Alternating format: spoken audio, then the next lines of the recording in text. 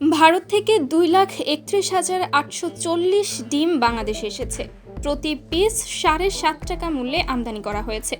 রবিবার 6 অক্টোবর দুপুর 2টার দিকে যশোরের বেনাপোল কাস্টমসের চেকপোস্ট কার্গো শাখার রাজস্ব কর্মকর্তা মাসুদুর রহমান বিষয়টি নিশ্চিত করেন। তিনি বলেন, পরীক্ষণ শেষ করে ডিমগুলো যত দ্রুত সম্ভব খালাস ক্লিয়ারেন্স দেওয়া হবে।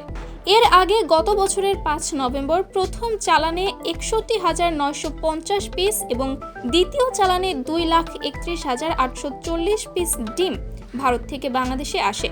আমদানি করা 1,104 প্যাকেজ ডিমের ইনভয়েস মূল্য $9,969 মার্কিন ডলার। প্রতি ডজন ডিমের দাম $0.56 মার্কিন ডলার। সে অনুযায়ী বাংলাদেশি মুদ্রায় প্রতিটি ডিমের দর দাঁড়ায় 5 টাকা 70 পয়সা।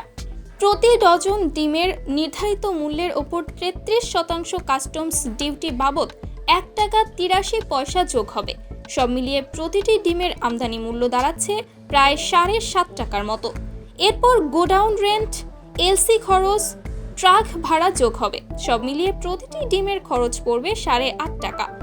ঢাকার হাইড্রোল্যান্ড সলিউশন নামের প্রতিষ্ঠান তৃতীয় চালানের 2,31,840 পিস ডিম আমদানি করেছে। এসব ডিম রপ্তানি করেছে ভারতের শ্রীলক্ষ্মী এন্টারপ্রাইজ নামের প্রতিষ্ঠান।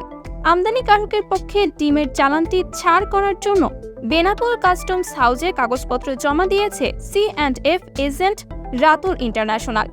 বেনাপোল প্রাণী সম্পদ অধিদপ্তরের কর্মকর্তা ডক্টর বিনয় কৃষ্ণ মণ্ডল ডিমের পরীক্ষণ সম্পর্কে বলেন, সংশ্লিষ্ট আমদানিকারকের কাগজপত্র পেয়েছি। এখানে ডিম পরীক্ষার কোনো যন্ত্রপাতি নেই। ভারতীয় সার্টিফিকেটের উপর ভিত্তি করে এখান থেকে ডিমের ছাড়পত্র দেয়া হবে। এছাড়া দৃশ্যমান কোনো সমস্যা থাকলে সেগুলো খতিয়ে দেখা হবে।